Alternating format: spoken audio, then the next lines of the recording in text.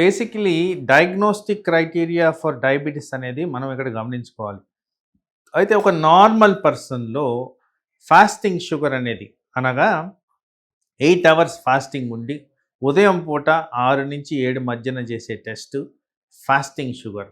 ఆ sugar levels less than 100 ఉండడం important. అలాగే పోస్ట్ లంచ్ అంటే తిన్న తర్వాత 2 అవర్స్‌కి అది లెస్ దెన్ 140 ఉండడం ఇంపార్టెంట్.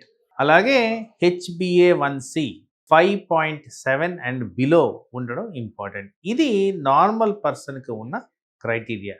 ఎవరికైతే దీనికి మించి ఉంటుందో దీన్ని ప్రీ డయాబెటిక్ అంటాం. సో ప్రీ డయాబెటిక్ రేంజ్ అంటే ఏంటి?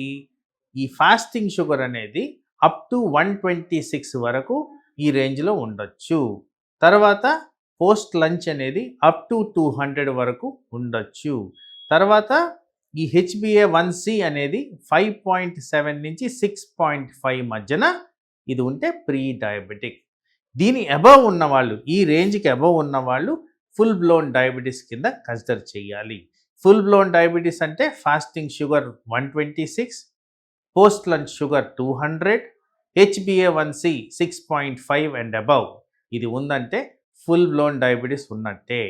సో ఇట్లాంటివి ఉన్నప్పుడు మీరు నెగ్లెక్ట్ చెయ్యొద్దు, అటెన్షన్ తీసుకోండి. ఐడియల్గా ట్రీట్మెంట్ మీద ఉండడం ఇంపార్టెంట్.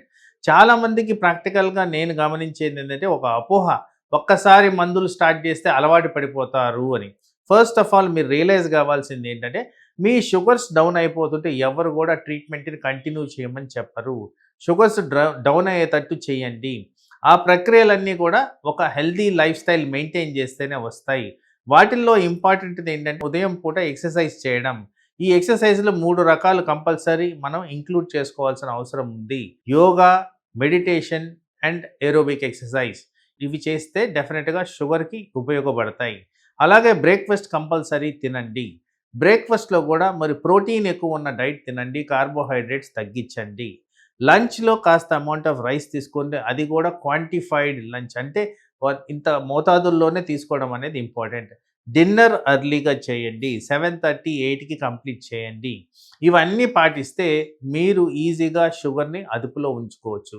ఈ విధంగా చేసిన దానివల్ల టార్గెట్గా షుగర్ని మెయింటైన్ చేయొచ్చు, రిక్వైర్మెంట్ ఆఫ్ మెడిసిన్ డోసెస్ తగ్గించుకోవచ్చు, షుగర్ రిలేటెడ్ కాంప్లికేషన్స్ని నివారించుకోవచ్చు.